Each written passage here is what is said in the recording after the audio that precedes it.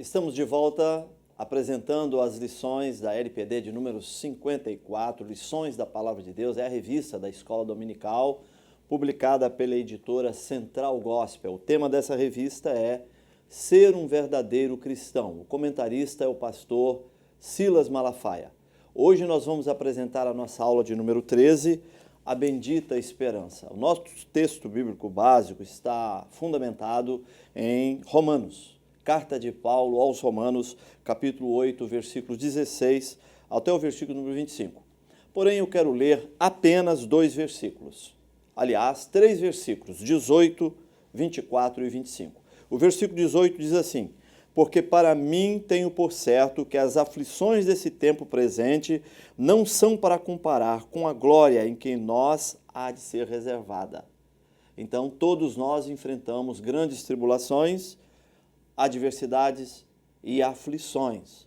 Porém, essas aflições, segundo Paulo, isto é, as aflições do tempo presente, não são para ser comparadas com a glória que em nós há de ser revelada.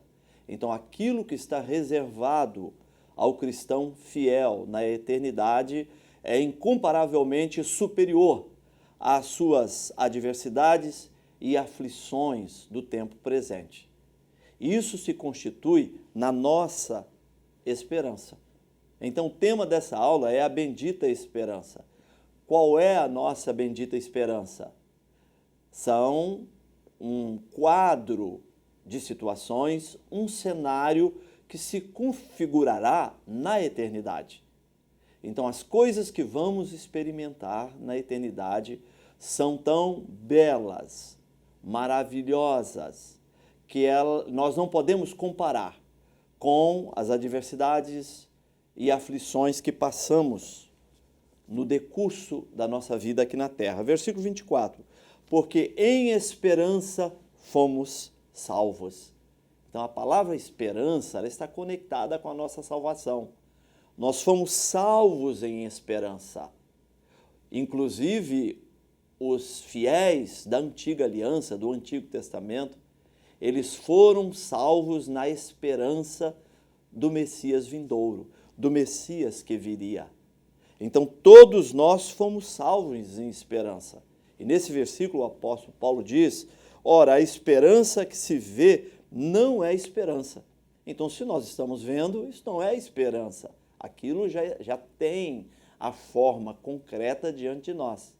Então, nós esperamos as coisas que acontecerão lá na frente, no porvir. Ele conclui dizendo que o que se vê, como é que podemos esperar aquilo que estamos vendo? E ele finaliza no 25 dizendo: mas se esperamos o que não vemos, com paciência esperamos. Então, a esperança implica, a esperança exige a paciência, a capacidade de esperar. E nós definimos a esperança como esse processo que vai suceder, que vai tomar forma no futuro. E certamente será um futuro alvissareiro, será um futuro de grandes bênçãos. Na carta de Paulo a Tito, capítulo 2, versículo 13, nós temos o texto áureo: aguardando a bem-aventurada esperança e o aparecimento da glória do grande Deus e nosso Senhor Jesus Cristo. Aqui, Paulo, escrevendo a Tito, ele conecta o tema da esperança com o tema do arrebatamento da igreja, com o tema da segunda vinda de Cristo ao mundo. E a segunda vinda de Cristo ao mundo se constitui numa grande esperança, se constitui num assunto primordial do cristão. Aliás, a segunda vinda de Cristo se constitui num tema-chave para a compreensão das Escrituras Sagradas como um todo. Existem capítulos inteiros de livros da Bíblia que só falam a respeito do arrebatamento. Aliás, existem livros por inteiro das Escrituras que só falam do arrebatamento da igreja. É o caso, por exemplo, de 1ª e 2ª aos Tessalonicenses, é o caso do livro do Apocalipse, que trata de ponta a ponta do tema da parousia. e das coisas do porvir, as coisas que acontecerão depois do arrebatamento da igreja. Então, Paulo é muito claro a respeito da segunda vinda de Cristo, que se constitui na nossa grande esperança. E ele diz que se a nossa vida nesse mundo, se a nossa esperança se for reduzida às questões temporais deste mundo, seremos os mais miseráveis dos homens. Então há algo para acontecer no futuro que se constitui na grande esperança do cristão. Isso é algo maravilhoso, isso é um distintivo da fé cristã. Nós temos certeza da presença dele na nossa vida aqui agora, que nós seremos livrados, que nós vamos transpor barreiras, vencer obstáculos, que nós vamos adquirir uma grande vitória aqui agora, mas tem uma vitória incomparável ainda para recebermos lá na glória, quando estivermos com o Senhor. E esta é a nossa grande esperança. Que coisa linda, que coisa maravilhosa é a esperança do cristão. Isto é, das coisas que se revelarão no futuro. Eu já citei isso aqui, mas Paulo, em 1 Coríntios 15, 19, ele diz essas palavras que são para nós muito significativas. Se esperamos em Cristo só nesta vida, somos os mais miseráveis de todos os homens. Então, a nossa esperança em Cristo é para esta vida, mas a nossa esperança em Cristo é, acima de tudo, para além desta vida. A nossa esperança está relacionada à nossa expectativa, as nossas expectativas conectadas às promessas que Deus tem feito a nós. Então, numa descrição de esperança, nós diríamos isso, que a nossa esperança se constitui nas nossas expectativas de grandes coisas, de grandes acontecimentos, dos quais nós estaremos presentes lá no futuro. Então, Jesus voltará para buscar a sua igreja e nós estaremos com ele para todo sempre. Nós estaremos com ele para todo sempre, e esta é a nossa consolação e é a nossa certeza aqui neste mundo, que nós vamos superar os nossos embates pessoais, as coisas temporais que têm feito parte da nossa vida e que muitas vezes têm trazido insegurança, desconforto, não é? A sensação de que nós vamos fracassar, só que lá na frente nós não fracassamos, nós superamos, vencemos. Por quê? Porque Jesus está conosco, ele é a certeza de que nós vamos vencer. Agora, esta vitória não está reduzida ao tempo presente. Essa vitória tem repercussões na eternidade. E esta é a nossa esperança.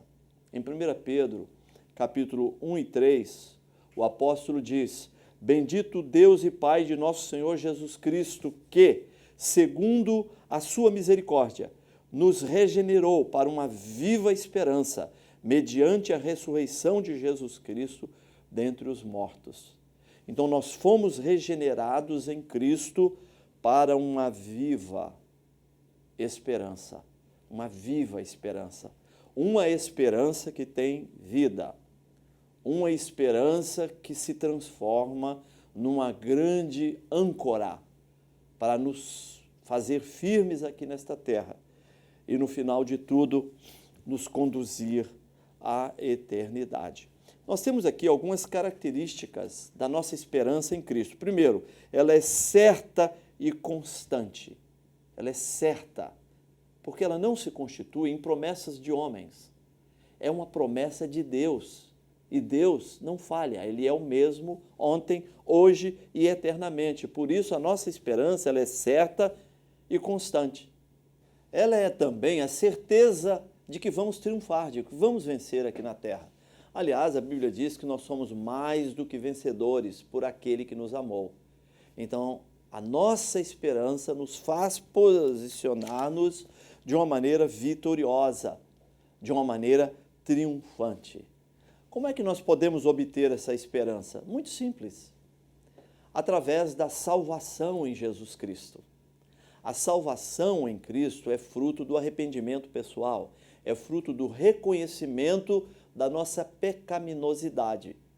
Aquele pecado praticado por Adão e Eva no Éden alcançou a humanidade inteira. E todos os homens já vêm ao mundo com a semente do mal, com a semente do pecado.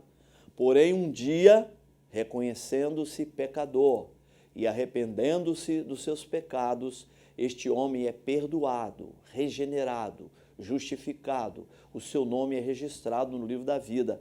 E ele inicia uma caminhada de experiência com Cristo.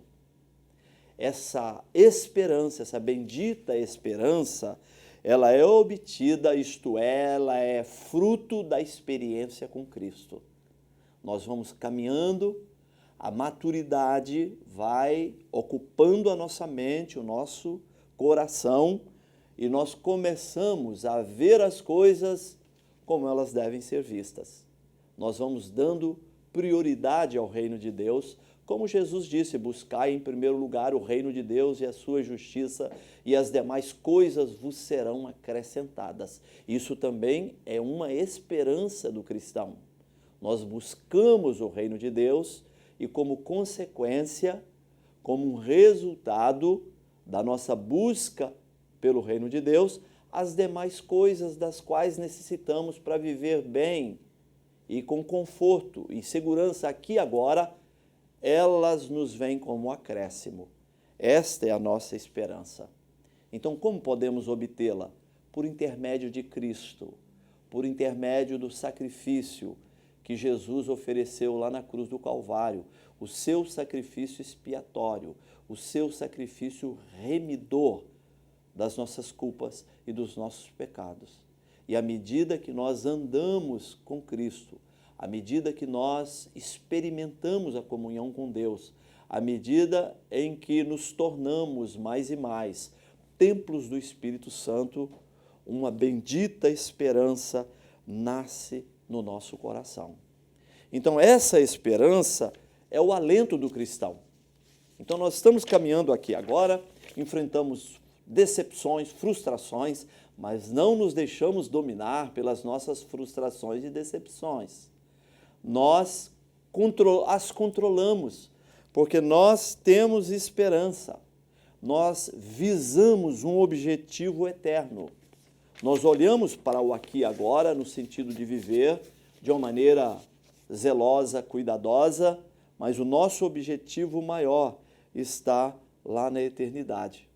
Aliás, o apóstolo Pedro, na sua primeira carta, capítulo 2, versículo 11, ele diz algo muito interessante a respeito desse assunto. Ele diz: amados, exorto-vos como forasteiros e peregrinos que sois, a vos absterdes das paixões carnais que fazem guerra contra a nossa alma. Então, a guerra entre espírito e a carne, não é? Há uma guerra encastelada na nossa alma. Os nossos apetites carnais, os nossos desejos carnais querem ocupar um espaço demasiadamente grande na nossa alma, um espaço que não lhe é devido. Porém, Pedro diz: olha, eu vos exorto, como forasteiros e peregrinos que sois, a vos absterdes dessas coisas. Aqui ele nos define, não é? Ele diz que aqui neste mundo nós somos apenas forasteiros e peregrinos. Então a nossa morada é no céu, né? Jesus disse em João capítulo 14, versículo 1, não se turbe o vosso coração, credes em Deus, crede também em mim. Na casa de meu pai há muitas moradas, se não fosse assim, eu vou-lhe teria dito, porque vou preparar-vos lugar. Então nós temos um lugar resguardado para nós, na eternidade. Essa é a nossa bendita esperança. E aqui neste mundo nós vivemos como forasteiros e peregrinos. A nossa esperança, ela tem recompensas. Quais são as recompensas da nossa esperança? É viver bem aqui e agora, viver com segurança, viver com a certeza de que nós não estamos sozinhos. Isso é um diferencial. Eu fico imaginando as pessoas que não têm a Cristo, que não têm a presença de Deus, enfrentando as mesmas tribulações, adversidades e aflições que nós. Porém, o diferencial é que nós enfrentamos tudo isso sabendo que nós não estamos sozinhos. Ele está conosco e que a nossa vitória é uma questão de tempo. Às vezes Deus permite que uma tribulação, uma aflição tome conta de nós, porque Ele tem alguns propósitos, o propósito de nos ensinar, de nos amadurecer, de nos fazer mais fiéis, zelosos e disciplinados em relação à corrida, à carreira cristã. Porém, nós sabemos que assim como a aflição se estabelece em nós, ela também vai embora. Então, viver com esta certeza é certamente um grande presente, é uma grande recompensa. E nós estamos certos de que um dia a nossa existência ela será concluída aqui na Terra. As cortinas da existência se fecharão para nós. Os nossos olhos se fecharão aqui, porém se abrirão na eternidade, quando estaremos com o Senhor para todo o sempre. Isso é algo magnífico, isto é algo sublime. A nossa esperança no porvir. Eu estou certo de que minha vida aqui na terra será uma vida baseada nas bênçãos de Deus, nos seus livramentos. Eu creio piamente na prosperidade do cristão, aqui e agora. Mas eu creio, acima de tudo, que um dia estaremos com Ele na eternidade. Um dia estaremos com Ele no porvir. Viver na base da esperança é um grande segredo. Nós precisamos aprender a cultivar esse segredo com paciência.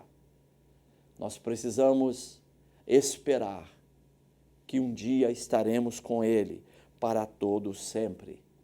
Nós temos hoje a presença do Divino Consolador nos orientando, nos dirigindo aqui agora. A nossa esperança está baseada neste fato, Ele está conosco.